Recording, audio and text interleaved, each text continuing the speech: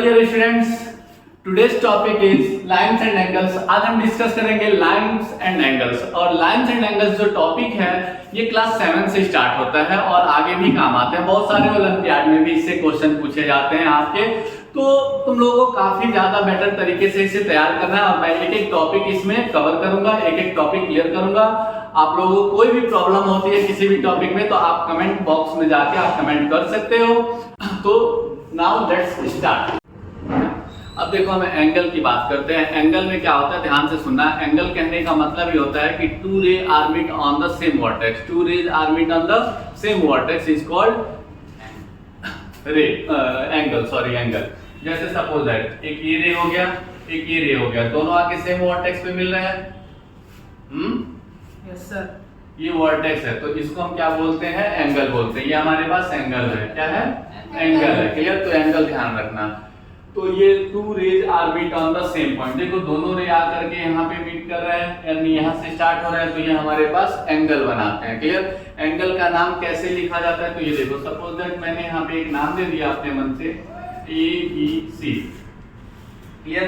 तो इस एंगल को कैसे लिख सकते हो? पहला तरीका तो आप डायरेक्ट केवल B लिख दो। क्लियर?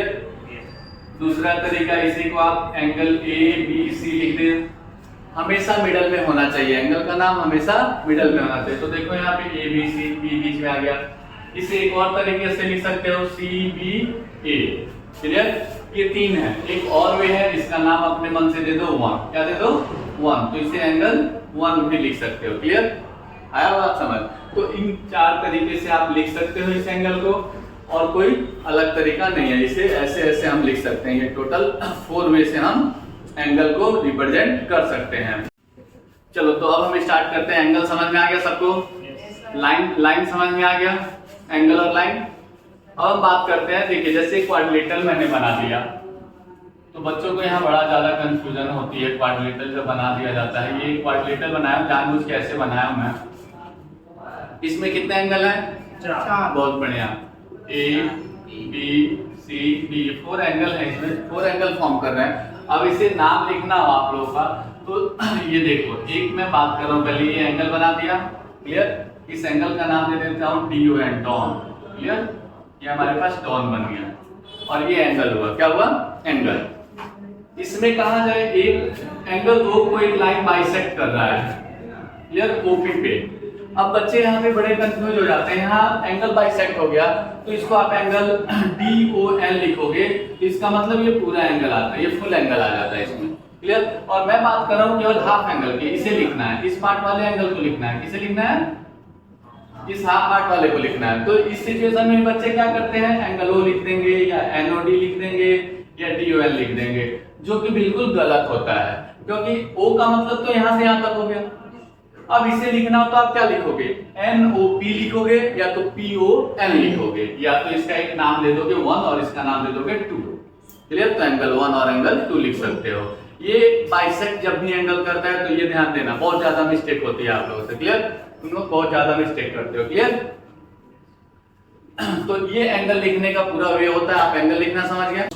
चलो देखो लाइन, पैरेलल लाइन की हम बात करते हैं। ये बहुत इंपॉर्टेंट लाइन है, इसी को समझना है आपको। आधा से अधिक लाइंस और एंगल्स की बातें आ जाएंगी। और ट्रांसवर्सल लाइन, ठीक? तो पैरेलल लाइन क्या होता है, जो कभी एक दूसरे को इंटरसेक्ट नहीं करे। जैसे ये मेरा बोर्ड है, बोर्ड में एक ये लाइन है, एक ये लाइन है, ये दोनों एक दूसरे को इंटरसेक्ट नहीं करेंगे। इसे नीचे बढ़ा दो, इसे ऊपर बढ़ा दो, ये एक दूसरे को इंटरसेक्ट करेंगे ही नहीं। क्लियर? तो इसी को हम पैरेलल लाइन कहते हैं। क्या कहते हैं? Parallel line. अब देखो what is a transversal line. Transversal line intersect more than 2 line, intersecting 2 और more than 2 line is called transversal line. जैसे मैंने ये लाइन एक इंटरसेक्ट कर दिया, दो पैरेलल लाइन को इंटरसेक्ट किया, मैंने क्या कहा? 2 और मोर देन 2 पैरेलल लाइन। तो यहाँ दो पैरेलल लाइन को इंटरसेक्ट जो लाइन करेगा उसे हम क्या कहते हैं? Transversal line. क्या कहते हैं? Transversal line. सपोज दैट एक और लाइन बन गया, फिर भी ये ट्रांसवर्सल है। एक और बना दो, फिर भी ये क्या है? ट्रांसवर्सल है। तो ये बात आपको ध्यान देना है। क्लियर? तो ट्रांसवर्सल और पैरेलल समझ में आ गया? Yes sir. अब देखो यहीं से आपका पूरा लाइंस एंड एंगल चैप्टर का खेल स्टार्ट होता है। इसमें सबसे बड़ी बात होती है वर्टिकली अपोजिट एंगल क्या होता है?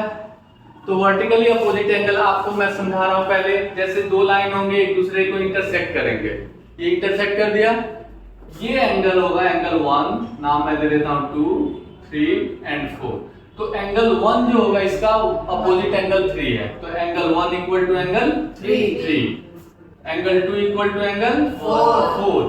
इसे हम क्या कहेंगे? वर्टिकली अपोजिट एंगल कहेंगे। क्या कहेंगे? Vertically opposite angle. इसे शॉर्ट फॉर्म में VOA लिखते हैं।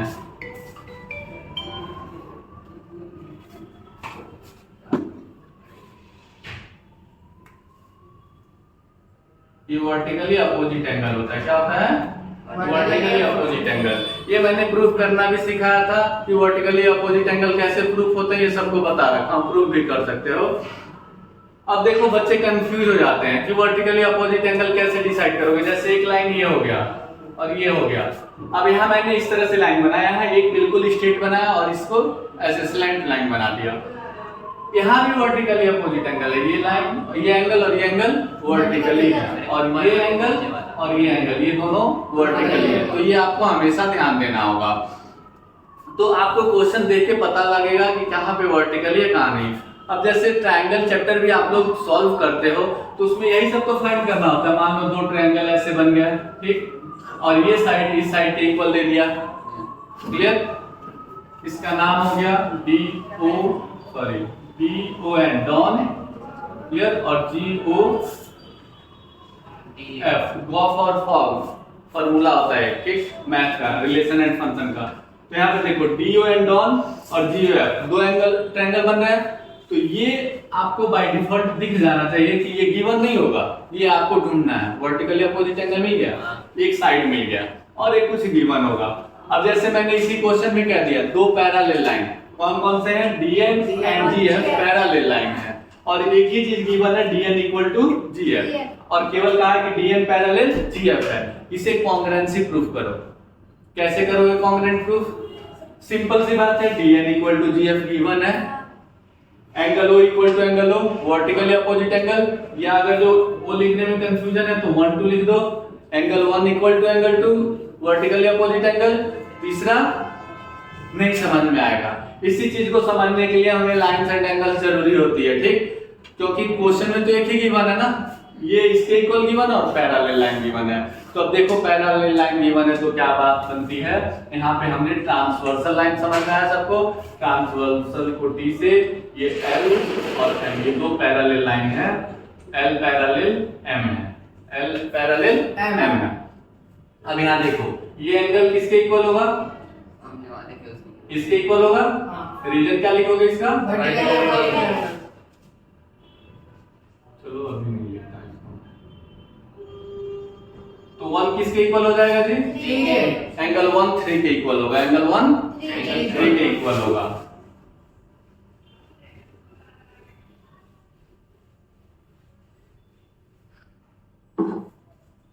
एंगल 1 किसके इक्वल होगा? एंगल 3। इसे रीजन क्या लिखोगे? Vertical opposite angle. तो एंगल 1 इक्वल टू एंगल 3। अब इसे मैं लिखता हूं 2 और इसे दे दिया 4, ये किसके इक्वल होगा? Angle 2 equal 4। क्लियर। अब इसे लिख दिया 5, ये किसके इक्वल होगा? एंगल 6 के। और ये किसके इक्वल होगा? 8 के। तो ऐसे लिख सकता हूं एंगल 5 इक्वल टू एंगल 6 और एंगल 7 इक्वल टू एंगल 8। ये सारे के पीछे क्या रीजन होगा? वर्टिकली अपोजिट एंगल, ये लिख सकते हो, ये सारे वर्टिकली अपोजिट एंगल है। तो आपको ये डिसाइड करना होगा हर क्वेश्चन में। क्लियर? आया समझ? अब इसी में हम बात करेंगे alternate interior angle. Alternate interior, तो अल्टरनेट इंटीरियर एंगल को शॉर्ट फॉर्म में लिखते हैं AIA। इसे पढ़ते हैं alternate interior angle. Alternate interior angle क्या होते हैं? देखो एंगल 3 है, इसका अल्टरनेट 5 है, और ये दोनों इंटीरियर है। इंटीरियर और एक्सटीरियर का मतलब क्या होता है? इंटीरियर मतलब इन अंदर और एक्सटीरियर मतलब बाहर, ठीक। तो ये सारे इंटीरियर है, ये अंदर की बात है, और 1 2 6 8 क्या है? एक्सटीरियर है। क्लियर? तो यहाँ पे अल्टरनेट इंटीरियर एंगल की बात हो रही है। तो अल्टरनेट इंटीरियर का मतलब एंगल 3 किसके इक्वल होगा? 5 के। तो angle 3 equal to angle 5। Angle 4 किसके इक्वल होगा? एंगल 7। ये सबको समझ में आ गया? तो ये अल्टरनेट इंटीरियर एंगल होते हैं। क्या होते हैं? तो इसके पीछे रीजन क्या लिखा जाएगा? Alternate interior angle, AIA। क्या लिखोगे? AIA, alternate interior angle, alternate interior angles. Clear? तो ये अल्टरनेट इंटीरियर एंगल होते हैं। अब हम बात करेंगे करस्पॉन्डिंग एंगल की। किसकी? Corresponding। देखो करस्पॉन्डिंग एंगल में बच्चे बड़े कंफ्यूज होते हैं। एक बाहर का, एक अंदर का लेना होता है। तो वो भी उसके अपोजिट वाले को लेना होता है। क्या लेना होता है? अपोजिट वाले के, उसके साथ वाले को नहीं लेना होता है। जैसे देखिए 1 है और 4 है, दोनों एक साथ है ना, तो ये नहीं ले सकते। ये एक्सटीरियर है 1 और इंटीरियर में क्या है? 5। तो 1 किसके इक्वल होगा? 5 के। 4 किसके इक्वल होगा? 8। आया समझ? और रीजन क्या होगा? Corresponding angle. तो लिखोगे यहाँ पे एंगल 1 इक्वल टू एंगल 5। देखो ये कौन बोल रहा है? नहीं angle 1 equal to angle 5। Angle 4 किसके इक्वल होगा? एंगल 8 के। और बताओ और कोई भी है? एंगल 2 किसके इक्वल है? गुड। Angle 3 angle 6। ये सारे क्या रीजन लिखेंगे? कॉरेस्पॉन्डिंग इंटीरियर एंगल, ठीक, यानी CIA। क्लियर? ये कॉरेस्पॉन्डिंग इंटीरियर एंगल होते हैं। अब आपको यही सारी चीजें याद रहेगा तो क्वेश्चन करने में आसान होता है। तो कॉरेस्पॉन्डिंग इंटीरियर एंगल क्या है? देखो 2 किसके इक्वल है? 7 के। 3 किसके इक्वल है? 6 के। देखो एक अंदर एक बाहर हो रहा है ना, ये चीज, और साथ वाला नहीं हो रहा है। ऐसा नहीं है कि 6 7 के इक्वल हो जाएगा, नहीं। क्लियर? अब देखो 6 और 7 की बात करेंगे। सपोज दैट आपका एंगल दिया है 6 5 50 डिग्री और बोला है एंगल 7 फाइंड करो। इस सिचुएशन में क्या होगा? मैं बताऊं, वो वर्टिकली अपोजिट एंगल से 5 उसके इक्वल हो जाएगा। फिर लीनियर पेयर से उसके बगल वाला तो जो इतना घूम के जा रहे हो वो तो डायरेक्ट यहाँ से लिख सकते थे ना, लीनियर पेयर। हाँ, दोनों तो बात एक ही है। तो वर्टिकली क्या इक्वल करना है? यहीं पे लिख सकते हो। तो एक लीनियर पेयर होता है जो आपको मैं पहले बता रखा हूँ। तो लीनियर पेयर क्या होता है फिर से एक बार डिस्कस करता हूँ। देखो ये लाइन है, लाइन कितने डिग्री का होता है? 180 डिग्री का। अब इस 180 डिग्री पे मैंने ये एक और लाइन ड्रॉ कर दिया। तो ये 180 डिग्री कितने पार्ट में डिवाइड हो गया? दो पार्ट में। तो एक ये पार्ट बना और एक ये पार्ट बना। तो ये क्या कहलाएंगे? LP यानी लीनियर पेयर। क्या कहलाएंगे? Linear pair. तो इसका नाम दे दो AOB और इसका दे दो P। तो यहाँ पे एंगल AOP प्लस में angle BOP equal to 180 degree लिखोगे। रीजन क्या लिखोगे? Linear pair. एक लाइन पे दो एंगल बनते हैं तो लीनियर पेयर होगा। एक लाइन पे 3 एंगल बनेंगे फिर भी उसका सम 180 डिग्री होगा। एक लाइन पे अगर जो 3 एंगल बनते हैं, 4 एंगल बनता है, 5 एंगल बनता है, सारे का सम 180। क्योंकि देखो ये लाइन है, इस पे एक और एंगल जनरेट कर दिया तो 1 2 3 बना, इन तीनों का सम 180। बट यहाँ पे लीनियर पेयर रीजन नहीं लिखोगे। पेयर मतलब हमेशा 2 का होता है। देखते हो ना, पेयर जब भी कहोगे तो क्या होगा? आप जाओगे कपड़े खरीदने, शूज वगैरह खरीदने, बोलोगे पेयर में शूज दे दो तो क्या करेगा? 2 शूज देगा ना, 2 देगा, 2 सेट देगा। तो पेयर का मतलब हमेशा 2 होता है। तो बच्चे यहाँ पे मिस करते हैं कि एक लाइन पे 3 एंगल बनता है और रीजन लिख देते हैं लीनियर पेयर। तो यहाँ पे लीनियर पेयर रीजन ना लिखोगे, क्या कर लिखोगे? हाँ, स्ट्रेट लाइन, ठीक। Sum of 3 angle is 180 degree. Sum of 3 angle is 180 degree. Clear? Because straight line. हाँ, तो ये चीजें ध्यान रखना। 4 बनेगा तो यही, बस 2 बनेगा तो रीजन सिंपल लीनियर पेयर लिखोगे। आगे समझ? अब यहाँ पे 3 एंगल का सम क्या होगा? 180। एक और एंगल बना दिया तो कितने बन गए? 1 2 3 4। 1 2 3 4 बने। इन सारे का सम 180 ही होगा। अब समझ में आ गया? यहाँ बिल्कुल सिंपल दिखता है तो आप लोग बता देते हो। कभी कोई ऐसे कर देता है और एक ऐसे कर देता है, पूछता है ये एंगल गिवन है और ये एंगल 90 डिग्री रखा है, ये एंगल आपका 90 दे रखा है और ये पूछा जाता है आपसे ये एंगल कितने डिग्री का है। अब आपको समझ ही में नहीं आता है। सिंपल देखो ना, ये लाइन बिल्कुल स्ट्रेट जा रहा है और इस पे 1 2 3 एंगल बना है। तीनों का सम कितना होगा? 180। ये 90 दे ही रखा है और ये मैं बोला कुछ नहीं रखा। इन दोनों को सम करके 180 में से तो इसमें थोड़ा सोचोगे सारे क्वेश्चन आसान होंगे, नहीं सोचोगे तो दिक्कत हो जाएगा। सोचना क्या है? Corresponding angle, alternate interior angle, linear pair, corresponding angle, vertically opposite angle. Clear? ये सारी बातें ध्यान देनी है। अब देखो इसमें एक और प्रॉब्लम है। यहाँ पे एंगल 5 को बोल दिया गया 50 डिग्री और बोला गया एंगल 4 फाइंड करो। कोई इंटीरियर एंगल 5 जो है वो 50 डिग्री है। एंगल 5 जो है आपका 50 डिग्री गिवन है। कितना गिवन है? 50 डिग्री। देखो एंगल 5 जो है 50 डिग्री है और एंगल 4 फाइंड करना है। इस सिचुएशन में आप क्या करोगे? भैया वो एक ही ट्रांसवर्सल पे दो एंगल बन रहे हैं तो 180। देखो ये 50 है, कई सारे तरीके से सॉल्व कर सकते हो। ये 50 है तो 1 कितना होगा? 50 होगा। क्यों होगा? कॉरेस्पॉन्डिंग एंगल या कोई इंटीरियर एंगल भी कह सकते हो। तो ये भी 50 डिग्री हो गया। हाँ जब ये 50 हो गया तो ये एक लाइन बना, हाँ। 180 में से 50 को माइनस कर। क्लियर? 130। एक ये तरीका हो गया। और एक अल्टरनेट इंटीरियर एंगल से भी बन सकता है। क्या? अल्टरनेट इंटीरियर से 5 = 3 फिर उससे 5 = 3। हाँ ये भी बन सकता है। 5 = 3 फिर 180 में से माइनस कर दो, सब घूम फिर के 180 से ही आएगा। अब देखो यहाँ पे हम लिखेंगे interior angle on the same side. Interior angle on the same side क्या होगा? 180 degree. Sum of interior angle on the same side is always equal to the 180 degree. Clear? तो यहाँ पे मैं लिख सकता हूँ एंगल 4 + एंगल 5 = 180 डिग्री। अब आप लोग क्या करते हो? बहुत बड़ा मिस्टेक करते हो, बाउंडर मचा देते हो यार। ऐसे लिख करके आंसर लिख देते हो। टीचर का मूड हुआ नंबर काट देगा या क्वेश्चन काट देगा। बिना रीजन के ये सारे क्वेश्चन नहीं चलते। तो यहाँ पे रीजन क्या लिखोगे? कोई इंटीरियर या तो sum of interior angle on the same side. Sum of interior angle on the same side. Same side के जब दो इंटीरियर एंगल होंगे उन दोनों का सम हमेशा 180 डिग्री होगा। 4 और 5 का भी सम 180 डिग्री होगा, 3 और 7 का भी। तो देखो अभी हमने निकाला था एंगल 4 को, सही निकला था। ये डायरेक्ट 180 पे आ गया तो ये ज्यादा आसान हो जाएगा। आंसर सबसे सेम आएगा बट थोड़ा एक शॉर्टकट हो जाएगा, एक लॉन्ग हो जाएगा। तो यहाँ पे 4 + 5 आपको ऑलरेडी 50 है, 180 में से माइनस कर दो। सब में जाके 180 से ही तो माइनस हो रहा था, तो ये डायरेक्ट हो गया। तो एक ये भी प्रॉपर्टी होती है। तो ये सारे प्रॉपर्टी सबको समझ में आया। अब जैसे मैंने यहाँ पे लिखा है L पैरेलल M। अब इसी बात को मैं बोल दूं कि L को M के पैरेलल प्रूफ करो। L को M के पैरेलल प्रूफ करो। तो इसके बहुत सारे सिचुएशन हैं। मैंने डेफिनेशन क्या दिया ट्रांसवर्सल लाइन का? 2 or more than 2 line intersect by another line या किसी एक लाइन से, उसी को हम क्या कहते हैं? ट्रांसवर्सल लाइन कहते हैं। तो this one is a transversal line. देखो ये दो लाइन को इंटरसेक्ट कर रहे हैं। इसमें मैंने क्या बताया कि alternate interior angle are equal, corresponding angles are equal, sum of two interior angle on the same side is 180 degree, vertically opposite angles are equal. Clear?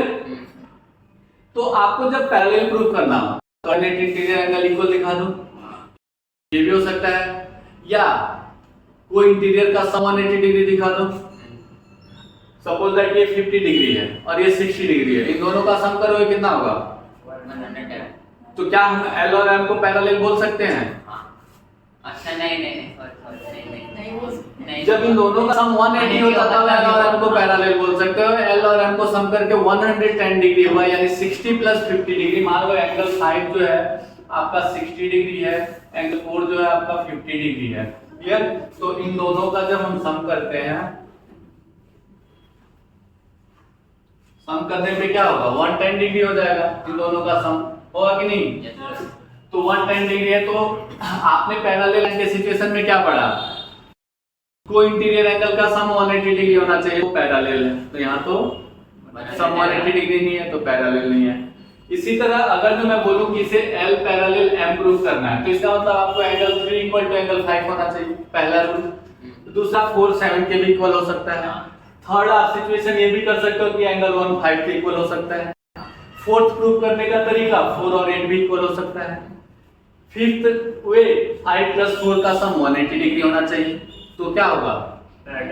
तो इतने सारे सिचुएशन है, एक सिंपल और एक ही लाइन में लिख देना होता है। तो आप लोग जैसे ही देखते हो कि अरे यार पैरेलल ही तो बताया नहीं क्या। क्लियर? आ गया? कोई डाउट?